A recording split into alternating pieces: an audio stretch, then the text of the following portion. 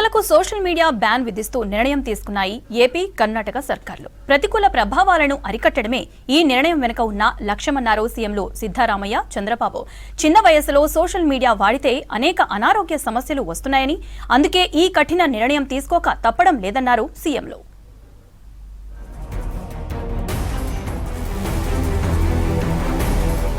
పిల్లల social media వినియోగంపై AP, Karnataka ప్రభుత్వాలు కీలక నిర్ణయం తీసుకున్నాయి. కర్ణాటకలో 16 ఏండ్లలోపు వారికి సిద్ధరామయ్య సర్కార్ సోషల్ మీడియాను బ్యాన్ చేసింది. ఇక ఏపీలో 13 ఏండ్లలోపు వారు సామాజిక మాధ్యమాలను వినియోగించకుండా నిషేధం విధించే ఆలోచన చేస్తున్నామని చెప్పారు సీఎం చంద్రబాబు.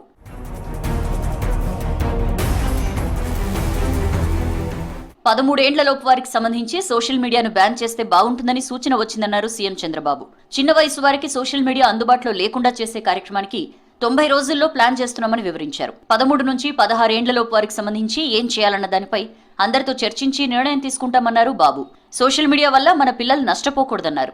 13 సంవత్సరాల లోపల ఉండేవాళ్ళు సోషల్ మీడియాకు అందుబాటు లేకుండా చేసే కార్యక్రమానికి శ్రీకారం చుడతాం. 13, 16 సంవత్సరాలు చర్చ చేస్తున్నాం. అందరూ ఒప్పుకుంటే దాన్ని కూడా ఏం చేయాలని ఆలోచిద్దాం. అల్టిమేట్గా సోషల్ మీడియా వల్ల మన పిల్లలు నష్టపోవడానికి వీలు లేదు. సోషల్ మీడియా బ్యాన్ అంశంపై టీడీపీ ఎంపీ లావు శ్రీకృష్ణదేవరాయలు ఇప్పటికే పార్లమెంట్లో ఒక ప్రైవేట్ మెంబర్ బిల్లును ప్రవేశపెట్టారు. చిన్నపిల్లల్లో పెరుగుతున్న సోషల్ మీడియా వ్యసనాన్ని అరికట్టడానికి జాతీయ స్థాయిలో చట్టం రావాలని ఆకాంక్షించారు శ్రీకృష్ణదేవరాయలు.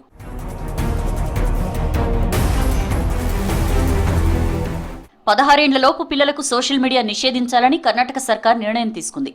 రాష్ట్ర అసెంబ్లీలో బడ్జెట్ ప్రవేశపెట్టిన సందర్భంగా సీఎం సిద్ధరామయ్య ఈ ప్రకటన చేశారు. మొబైల్, సోషల్ మీడియా వాడకంతో పిల్లలపై పడుతున్న చెడు ప్రభావాలను ఆయన ప్రస్తావించారు. ప్రస్తుత కాలంలో పెరుగుతున్న మొబైల్ వినియోగం పిల్లలపై పడుతున్న ప్రతికూల ప్రభావాలను అరికట్టడమే ఈ నిర్ణయం ఉద్దేశమన్నారు సిద్ధరామయ్య.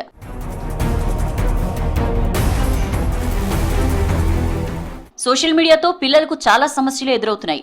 చిన్న ఏజ్లో సోషల్ మీడియా అలవాటుతో పిల్లల్లో ఏకాగ్రత తగ్గడం, నిద్రలేమి, డిప్రెషన్ లాంటి సమస్యలు వస్తున్నాయి.